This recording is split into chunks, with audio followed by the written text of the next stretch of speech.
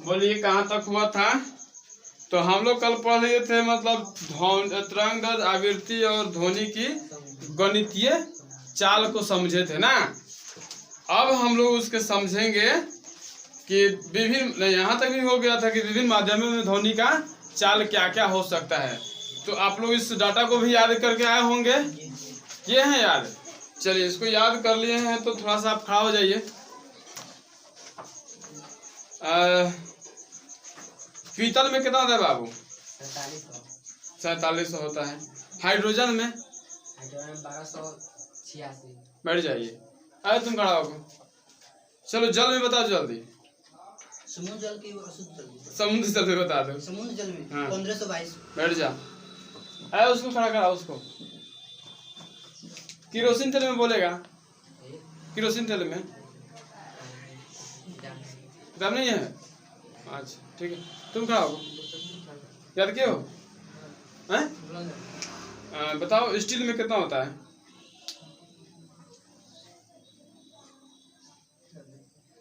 याद नहीं है? यही गलती कर रहे हो तुम लोग। खड़ा हो। याद किए हो? लोहा में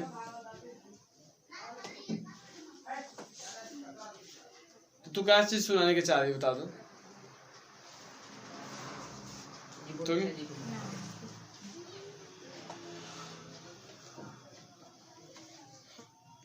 रिकॉर्डिंग।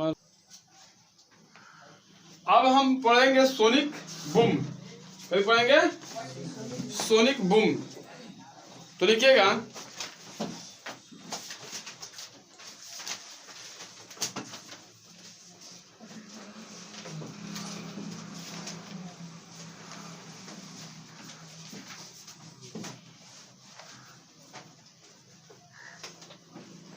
लड़ाकू विमान। सोनिक बूम लिख दीजिए। हाँ सोनिक बूम लिख डैश दीजिए। सोनिक बूम लिख डैश दीजिए। लड़ाकू विमान। लड़ाकू विमान बंदूक से छोड़ी गई गोली। बंदूक से छोड़ी गई गोली। आदि का आवाज। आदि का आवाज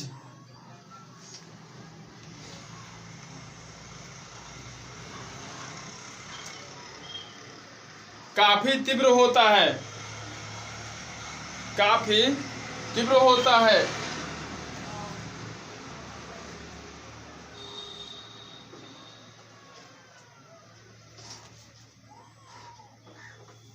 काफी तीव्र होता है।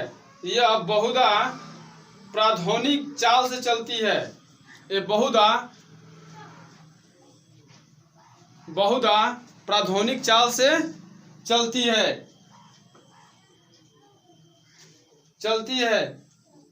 और तीक्ष्ण एवं प्रबल। तीक्ष्ण एवं प्रबल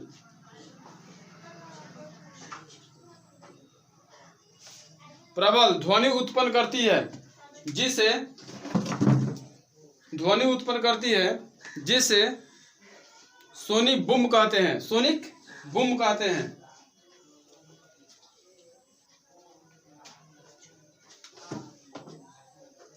सोनिक बूम कहते हैं। अब बताते हैं आपको ये सोनिक बूम होता क्या है। जैसे देखिए ये आवाज की धारा काफी तीव्र होता है। ठीक है, आवाज की धाराएं काफी तीव्र होता है। जैसे देखिए होता क्या है कि जैसे ये आप मतलब गुजरता है जिधर से, जैसे मान लीजिए इतना तेजी से इसकी वेग होता है। इतना तेज वेग होता है, इतना तेज मतलब काफी तीव्र आवाज होता है इसके अंदर। काफी तीव्र से गुजरता है जिसके चलते इसका आवाज काफी ज्यादा होता है। अगर संजोग से आप कुआं जो होता है कुआं पर अगर आप खड़ा हैं, कुआं पर खड़ा है या छत के कांधे पर खड़ा है। छत के कांधा नहीं कान्हे होता है। अगर उधर ऐसे कहीं अगर खड़ा है, इस पर छत के कांधे पर खड़ा है, तो अगर ऐसे चीजों पर आप खड़ा हैं या फिर किसी पहाड़ी के कोर वगैरह नहीं होता है, पहाड़ी के कोर वगैरह, उस पर अगर आप खड़ा हैं और इधर से अगर ये सोनिक बूम जो होता है हवाई जैसे लड़ाकू विमान जो होता है, अगर वो गुजर जाए या फिर कहीं बम रॉकेट जो छोड़ा जाता है वो अगर आपके बगल से कहीं गुजर मतलब ऊपर से कहीं गुजर जाए तब भी इतनी तीव्र आवाज होता है कि आपको छुएगा तो नहीं, लेकिन उसकी ध्वनि से प्रबलता से आप नीचे गिर जाइएगा। ठीक है, इसलिए जिस जोन में लड़ाई लगती है उधर सरकार उस जोन को खाली करवा देता है कि अगर इधर लड़ाई लग रहा है तो इस जोन को पहले तुम लोग खाली करो। ठीक है, क्योंकि यहाँ पे रॉकेट एक से एक लंच पैड होंगे, है कि नहीं, एक से एक बम गिराए जाएंगे, इधर एक से एक धमाके होंगे, एक से एक लड़ाकू विमान इधर उड़ाए जाएंगे, तो इस क्षेत्र से तुम लोग दूसरे क्षेत्र में चलो। ठीक है, इसलिए तो ये सोनिक बूम होता है, काफी तीव्र आवाज होता है। ठीक है, अब कहते हैं कि प्राध्वनिक चाल क्या होता है। तो जब कोई वस्तु ध्वनि में अधिक चाल से ध्वनि की चाल से अधिक चाल से गतिमान हो तब इसे प्राध्वनिक चाल कहते हैं। कौन चाल कहते हैं? प्राध्वनिक चाल कहते हैं। तो लिख के रख दीजिएगा, प्राध्वनिक चाल लिख के रख दीजिए। प्राध्वनिक चाल लिख के रख दीजिए। प्राध्वनिक चाल लिख के रख दीजिए। जब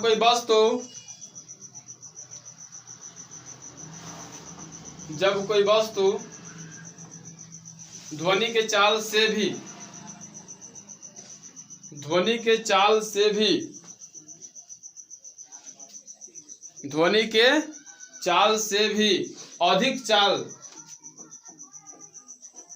अधिक चाल से गतिमान हो तब उसे हम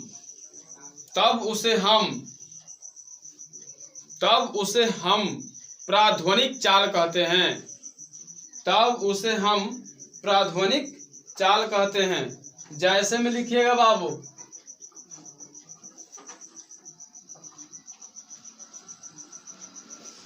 या जैसे में लिखिएगा तो लाइन बना के लिख लीजिए। लाइन बना के ही लिख लीजिए। लाइन बनाने आता है ना जी, ऐसे आप लिख लीजिए कि प्राध्वनिक चाल कौन कौन उत्पन्न करता है, लिख लीजिए आप। ठीक है, तो प्राध्वनिक चाल कौन कौन उत्पन्न करता है? देखिए, लड़ाकू विमान, बंदूक से छोड़ी गई गोली, रॉकेट,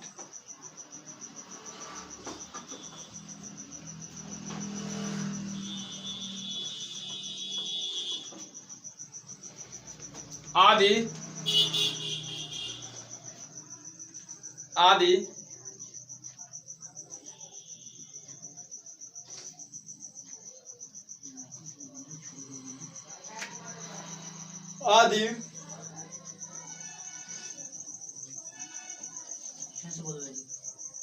लड़ाकू विमान, बंदूक से छोड़ी गई गोली, रॉकेट आदि प्राध्वनिक चाल उत्पन्न करते हैं। प्राध्वनिक चाल उत्पन्न करते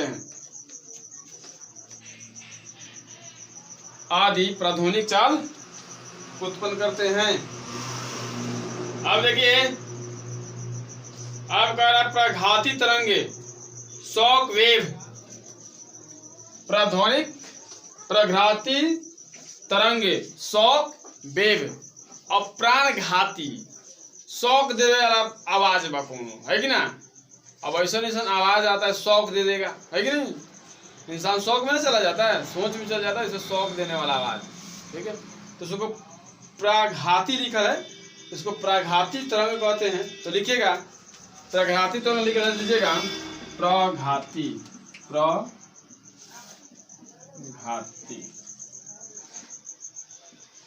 तरंग।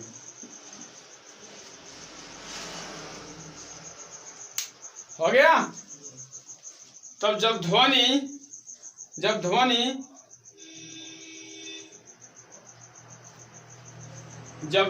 उत्पादक स्रोत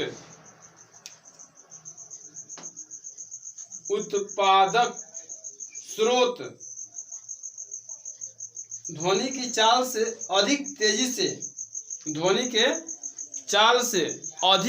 से गतिमान हो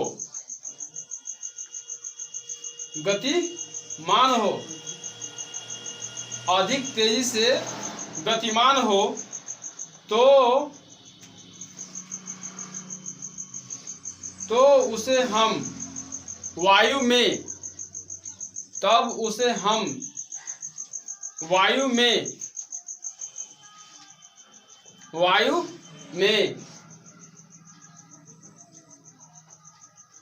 प्रघाती तरंग कहते हैं।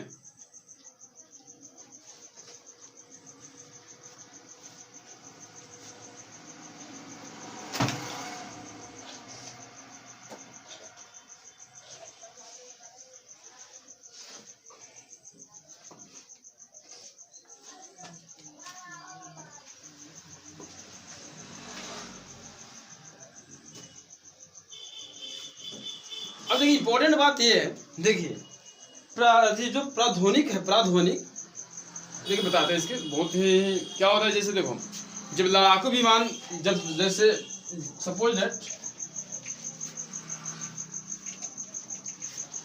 दैट कि आपका ये क्या है, मान लेते हैं कि आपका क्या है, ये घर है,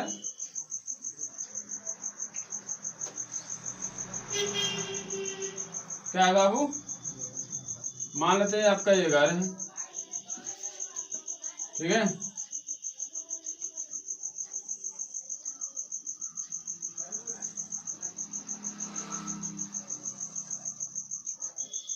ये छत है, ऐसे छत होता है, छोटा बड़ा करके है, ठीक है। हाँ सब छत है, थोड़ा सा, हाँ ठीक है।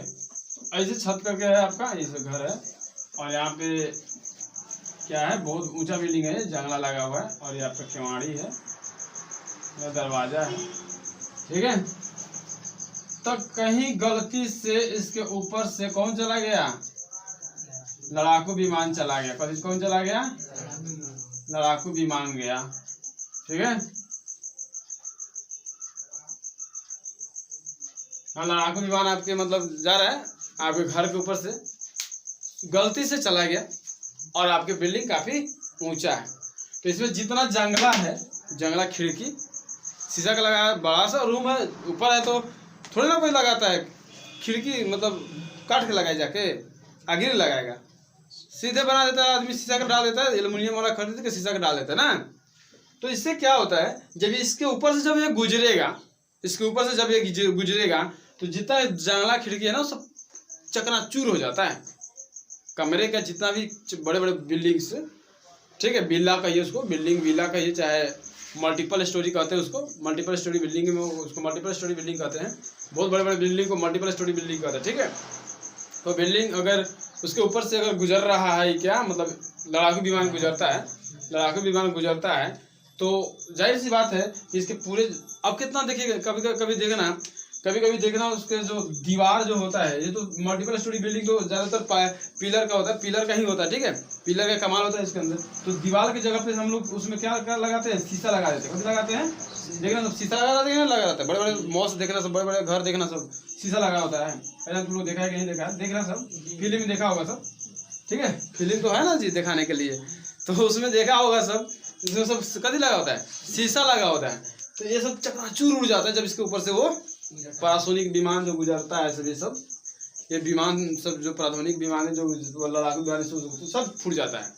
कभी कभी बिल्डिंग क्रैक हो जाता है, मुड़ जाता है, कहा कि हवा तो हवा इस बिल्डिंग को किसके झेलने के लिए बनाया गया था, हवा के बेग को झेलने के लिए बनाया गया था ना, हवा के बेग के लिए बनाया गया था जी। और तो हवा के बेग से ये काफी तेज चल रहा है, कौन, ध्वनि, कौन, ध्वनि, तो ओकरा आवाज से गिर जाए, तो कभी कभी ये मुड़ जाते हैं, कभी कभी ये टेढ़ा हो जाते हैं, कभी कभी ये टेढ़ा हो जाते हैं, और कभी कभी ये खाली शीशवा फूट के रह जाता है। समझ में आया, समझ बात आ रहा है ना, बात हमारा, ये कभी कभी खाली शीशवा फूट के रह जाता है, ना तो कभी कभी बिल्डिंग डैमेज हो जाता है। समझ में आए, अगर गलती से जिधर से ये विमान गुजर रहा है, आप उधर हैं, अगर ये नजदीक से गुजरा है, तो आपके कान का श्रवण क्षमता जा सकता है, सुनने की क्षमता आप खो सकते हैं, इतनी ज्यादा आवाज होता है। आप बहिर हो सकते हैं, आपके दोनों कान से कुछ नहीं सुनाई देगा, ठीक है, कुछ नहीं सुनाई देगा। आप अपना श्रवण क्षमता खो सकते हैं, या फिर कान का चदरा फट जाए तक खून आने लगा तो आप मर भी सकते हैं, ठीक है। तो ये बहुत ही डेंजर जोन्स होता है, ये बहुत ही डेंजर होता है। जैसे हमारे यहाँ राफेल है मोदी जी का, वो और ज़्यादा तेज चलता है, वो और ज़्यादा नहीं, वो और ज़्यादा उसकी आवाज़ है, वो तो और ज़्यादा चलता है, ठीक है। इसलिए ध्यान रखिएगा बाबू। तो कभी कभी इसके श्रवण क्षमता भी इंसान खो देता है। अब पढ़ना है, विभिन्न ध्वनियों में हमें भिन्न भिन्न क्यों प्रतीत होता है। मतलब हमें हर माध्यम में अलग अलग ध्वनि क्या होता है, मतलब प्रतीत होता है। तो सबसे पहले आप जानते हैं कि हम उससे पहले जानते हैं तरतत्व। कभी जान लेते हैं तरतत्व, और तरतत्व का अंग्रेजी होता है पिच। क्या होता है? पिच। लिख के रख दीजिए तरतत्व, पिच।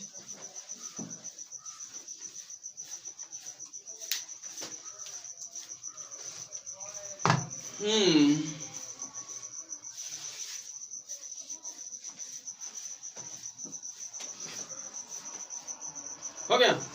तरतत्व ध्वनि का वह गुण है, तरतत्व ध्वनि का वह गुण है, तरतत्व ध्वनि का वह गुण है जिसमें ध्वनि का मोटा या पतला होना समझा जाता है। तरतत्व ध्वनि का वह गुण है जिसमें ध्वनि का पतला या मोटा होना जाना समझा जाता है, तथा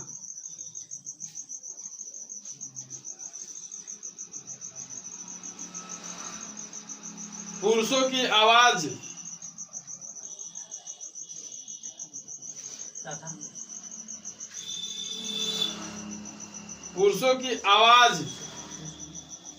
के अपेक्षा स्त्रियों के आवाज पतले होते हैं। पुरुषों के अपेक्षा स्त्रियों के आवाज पतले होते हैं,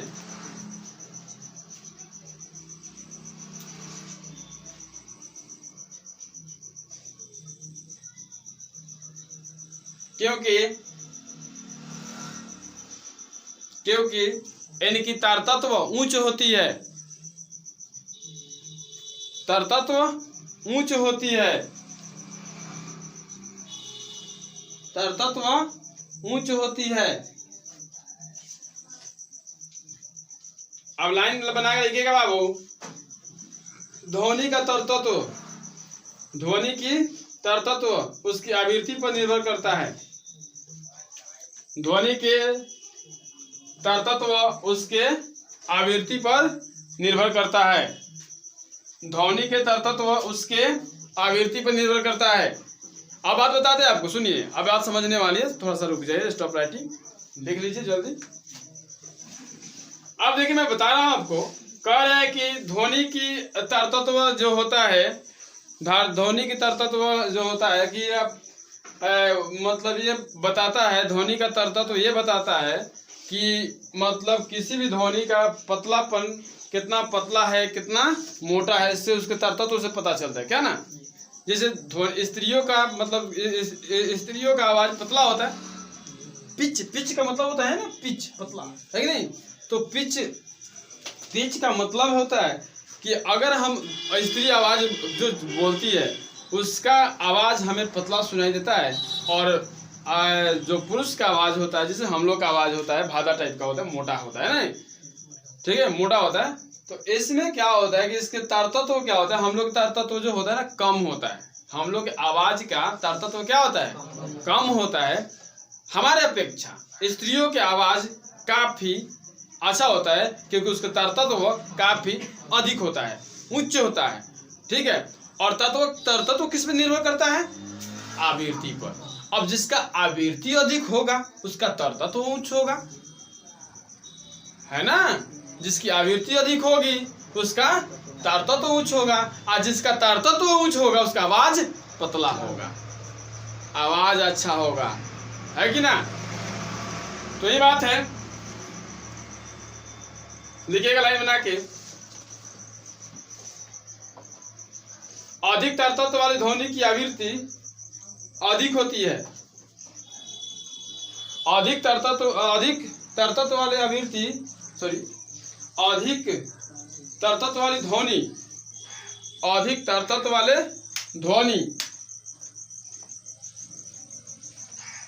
ध्वनि की आवृत्ति अधिक होती है।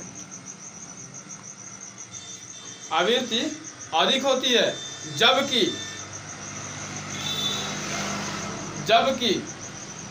कम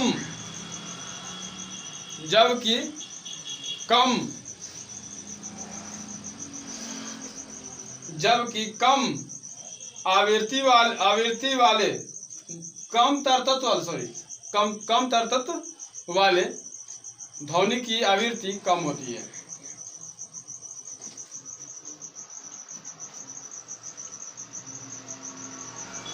ठीक है, हो गया।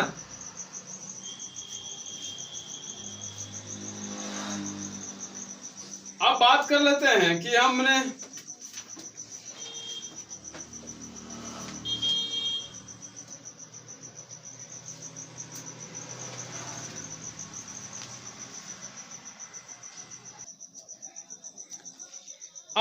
देखिए, अब किस ध्वनि की तरतत्व अधिक है, किस ध्वनि के तरतत्व कम है, ये हमें थोड़ा सा मापना संभव नहीं है।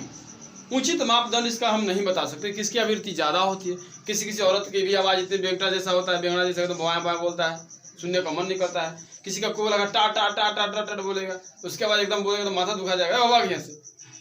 और किसी औरत का आवाज़ इतना सुंदर होता है कि भाई मतलब मन करते वही बोले हम सुने केवल। तो आवाज़ होता है, ऐसे होते हैं। आवाज़ इंसान की देखो, और एक आवाज़ तब पसंद आता है बाबू, आवाज़ तब पसंद आता है इंसान की जब छवि आपके अंदर अच्छा लगता है। देखते हैं जब शादी नहीं हुआ रहता है तो लोग घंटों फोन पर बतियाता है अपने पत्नी से, नहीं मतलब शादी जब दिन धरा जाता है तो घंटों बतियाता है लोग। एक वो आदमी था, मटर का खेत पूरा आचार दिया था बतियाते, तो उसके बाबा जो आए लगे गरिया ने काफी कर रहे रे, तो पूछो ना तो देखे तो पूरा मटर का खेत, वो तो ऊपर ताक रहा ऐसे लगल है और नीचे चल रहा है उसमें, तो मटर का पूरा खेत हचार दिया। उसकी आवाज़ अच्छा लग रहा था उसको। आज जब वही शादी हो जाता है, 2 महीना 4 महीना 4 साल भर 2 साल 5 साल बीतता है, तो देखना दोनों में झगड़ा होते रहता है। फ़ोन पे उसका फ़ोन नहीं आता है, बस उसके माई का फ़ोन आता है, उसके भाई का फ़ोन आता है, ठीक है, लेकिन उसके पति का फ़ोन बहुत कम आता है। क्यों? क्योंकि झगड़ा धन चलते रहता है। तो इन आवाज़ तब आपको और अच्छा लगता है जब आपके मन में उसके लिए प्यार होता है, आवाज़ तभी अच्छा लगता है। ये भी एक सही मायने, नहीं तो आवाज़ भी बुरा लगने लगता है कभी कभी, लेकिन इसके सही मापदंड नहीं है। देखिए मापदंड इसके बता रहे हैं कि किसी आवाज़ को किसी ध्वनि को तरतत्व को माप करना संभव तो नहीं है, माप करना संभव नहीं है, लेकिन वास्तव में किसी ध्वनि को उत्सर्जित उसकी आवृत्ति पर हमारा मस्तिष्क दिमाग उसको किस प्रकार अनुभव कर रहा है, ये उसके तरतत्व उसके दिमाग पे निर्भर कर रहा है कि हम उसको कैसे ले रहे हैं ना, और वो ध्वनि हमारे को कितना अच्छा लग रहा है। समझ में आ रहा है ना बात को? तो हमारे वो ध्वनि उत्सर्जित हुआ और हमारे दिमाग ने उसको क्या किया, अनुभव किया, उसके हिसाब से हमारे तत्व तय होते हैं। ठीक है, इसके कोई सही ढंग का मापदंड नहीं है। ठीक है, अब बात कर लेते प्रबलता की। अब प्रबलता लिख रह दीजिए आप लोग।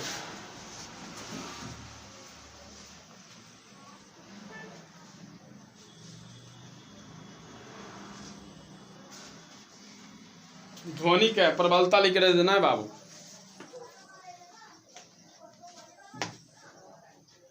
तो ध्वनि की प्रबलता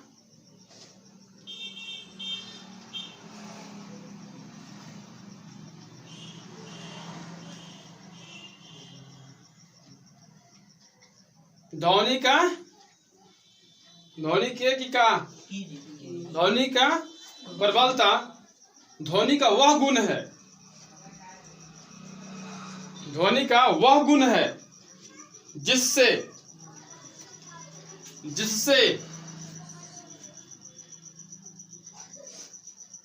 हम,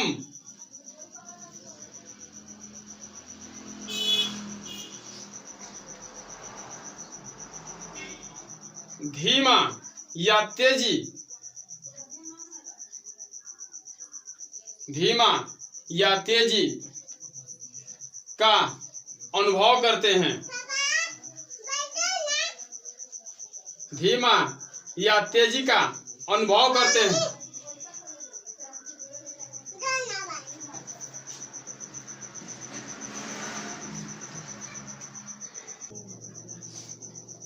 लिखिए, उसी के नीचे पैराग्राफ चेंज करके लिखिएगा, पैराग्राफ चेंज कर दीजिएगा बाबू और लिखिएगा ध्वनि की प्रबलता, ध्वनि की प्रबलता कान में, ध्वनि की प्रबलता कान में एक संवेदना उत्पन्न करती है, एक संवेदना उत्पन्न करती है, एक संवेदना उत्पन्न करती है जिसके आधार पर ध्वनि को तेज अथवा धीमा, जिसके आधार पर ध्वनि को तेज अथवा धीमा कहते हैं।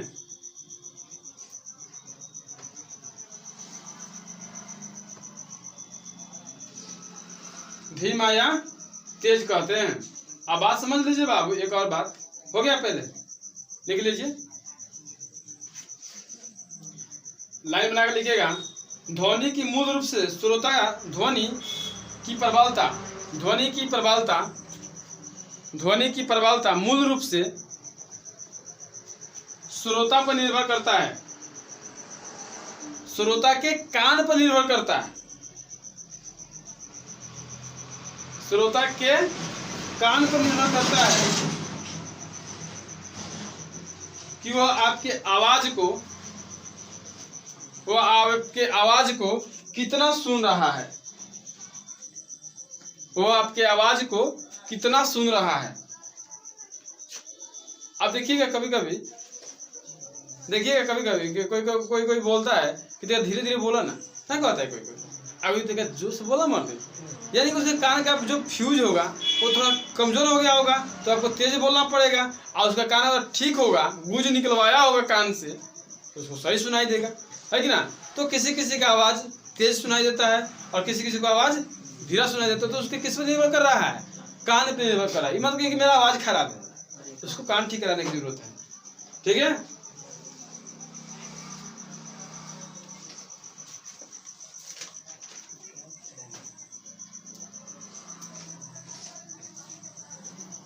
लिखिएगा, स्टार्ट देखें। ध्वनि की प्रबलता, ध्वनि की प्रबलता,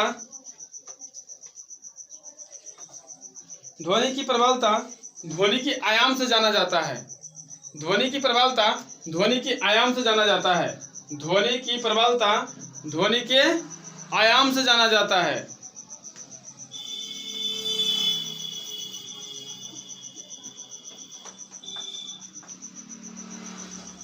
हो गया, लिखिएगा बाबू लाइन बना के। प्रबल ध्वनि में, प्रबल ध्वनि में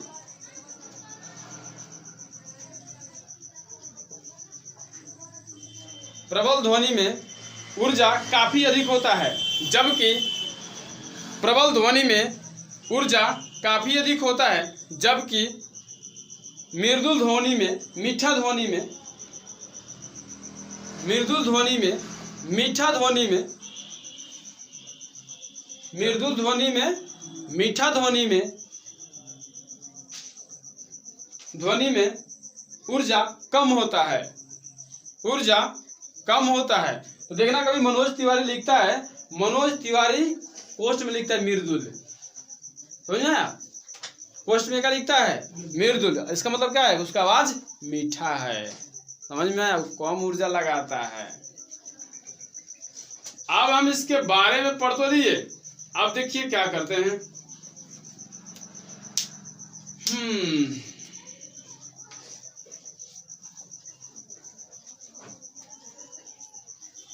ध्वनि की तीव्रता लिख के रख दीजिए।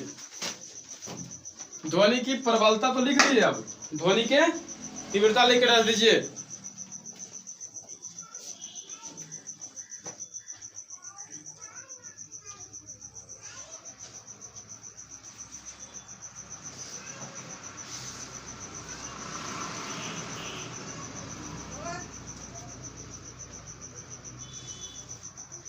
क्या लिख के रख दीजिए? अब कह रहा है किसी एकांक क्षेत्रफल में, किसी एकांक क्षेत्रफल से, किसी एकांक क्षेत्रफल से, किसी एकांक क्षेत्रफल से 1 सेकेंड में, किसी एकांक क्षेत्रफल से 1 सेकेंड में गुजरने वाली ध्वनि को, गुजरने वाली ध्वनि को ध्वनि की तीव्रता कहते हैं, ध्वनि की तीव्रता कहते हैं। अब देखिए बाबू, एक बात बहुत अच्छा सुनना पहले है, समझना जरूरी है। अब जैसे देखिए, जब मैं यहां से बोल दिया, जब मैं बोल दिया आपसे, तो बोला तो ये हमारी आवाज आपके कान तक पहुंच गई, ठीक है। तो ये धीरे धीरे धीरे धीरे बढ़ते बढ़ते बहुत दूर तक पहुंचा होगा। लेकिन जैसे जैसे पहुंचा होगा हमसे दूर, जैसे जैसे मान लीजिए मैं वक्ता हूं और यहाँ से मैं बोला, तो धीरे धीरे आवाज गया होगा, नहीं, धीरे धीरे आवाज घर तक गया होगा। तो एक समय ऐसा आया होगा कि आवाज हमारा यहाँ तक सुनाई देना कथी हो गया होगा, बंद हो गया होगा। यहाँ से सुनाई देना क्या हो गया होगा, बंद हो गया होगा, ठीक है। यहाँ थोड़ा ना सुनाई देगा। अब यहाँ बोल दिया मुंबई के लोग सुन जाएगा, तो क्या जरूरत है उतना बड़ा के 10,000 का फूल खरीदने का, खरीदने की जरूरत है। इसलिए आवाज आपके कहीं ना कहीं जाके बंद हो जाते हैं, खत्म हो जाते हैं। अर्थात कहने का मतलब हुआ बाबू कि ये आवाज आपको ट्रेवल करते रहता है, तो ट्रेवल कुछ दूर तक करते, जिसके प्रबलता आयाम जो होता है उसके हिसाब से। तो धीरे धीरे जब क्या होता है, जब जैसे बोलते जाए बोल दीजिएगा, तो ध्वनि का आवाज प्रबलता धीरे धीरे एक समय पर जाएगा और कम हो जाएगा। तो आयाम और प्रबलता क्या होता है, धीरे धीरे घटता है। जैसे श्रोता से दूरी बढ़ते जाता है, प्रबलता और आयाम क्या होता है, घटते जाता है। दिमाग पर रहेगा ना दिमाग पर एक बार वीडियो जरूर देख लीजिएगा, समझ में आ जाएगा। तो धीरे धीरे प्रबलता क्या होता है, कम होता जाएगा, आवाज भी, उसका आयाम भी क्या हो जाएगा। तो श्रोता से जब आवाज का दूरी बढ़ता है तो क्या कम होता है, आयाम और प्रबलता, है कि ना। जैसे खुर्दुक बाजा देखे, खुर्दुक बाजा, जब खुर्दुक बाजा अगर यहाँ बज रहा है तो आपको मतलब नारायण चौक पर सुनाई देगा। जानते हैं कैसे, मतलब बहुत उसमें जो एक होता है बाजता है पुपुही, जिसको शहनाई बोलते हैं, वो बड़ा सुंदर सुनाई देगा। और बजे उसके टून बड़ा सुंदर सुनाई। और जब जहाँ बैठे हो वहीं बजाएगा, बंद ना कर मर क्या बजा बैठा रही, कहिए नहीं गए खुंदुर खुंदुर के बाद।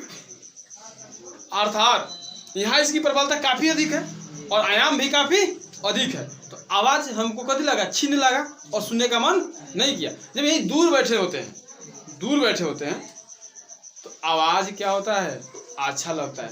तब पूछते थे कहाँ बजता रे, बात सुनर बजावत। यानी कि आपको केवल आवाज पहुंचा और उसकी धुन पहुंचा, आपका उसका खनर खनर नहीं पहुंचा वहाँ, इसलिए आपको चीजें कथी लगा, अच्छा लगा।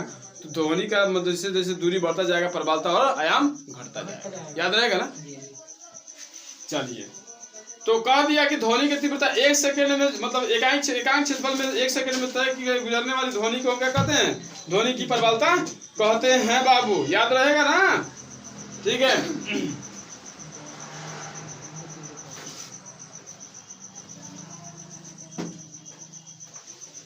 अब देखिए लिखता है गुणवत्ता। अब कह रहा है नहीं, लिखने के नहीं है, बस समझने की बात है। गुणवत्ता आप लोग लिखने के लिए हमेशा तैयार रहते हैं, थोड़ा सा सुनना भी चाहिए इंसान को। सुस्वर ध्वनि की गुणवत्ता उसका वह गुण है जिससे समान तारतत्व एवं समान तीव्रता के विभिन्न ध्वनियां के बीच में अंतर का बोध होता है।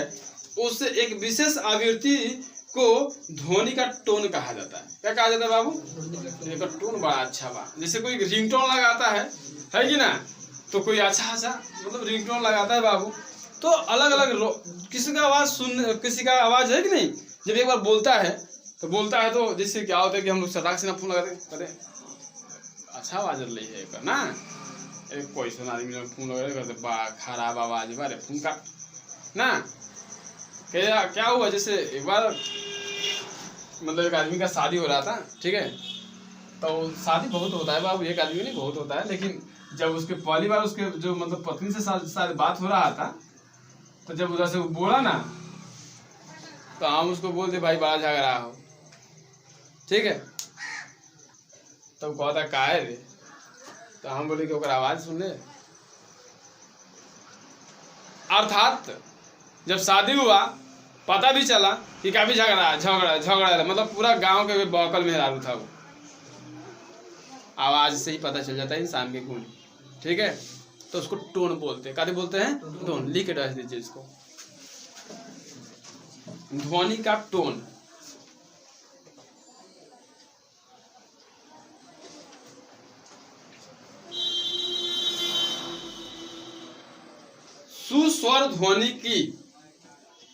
सुस्वर ध्वनि की गुणवत्ता, सुस्वर ना लिखा होता कहाँ,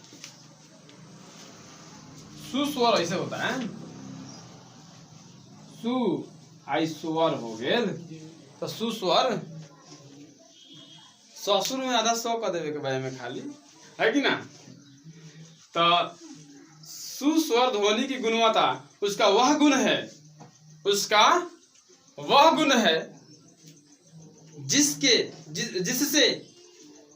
जिससे समांतर तत्व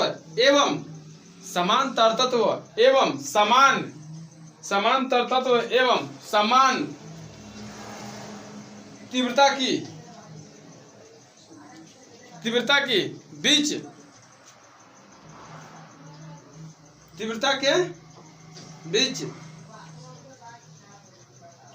ध्वनियों के अंतर का बोध होता है। ध्वनियों के अंतर का बोध होता है। उस विशेष आवृत्ति को ध्वनि का टोन कहते हैं। उस विशेष आवृत्ति को ध्वनि का टोन कहते हैं। कहता है कि मतलब सुस्वर ध्वनि की तीव्रता का वह गुण है जिससे समान तत्व एवं समान आवृत्ति की ध्वनियों के बीच में अंतर का बोध होता है। उस विशेष आवृत्ति की ध्वनि को टोन कहते हैं।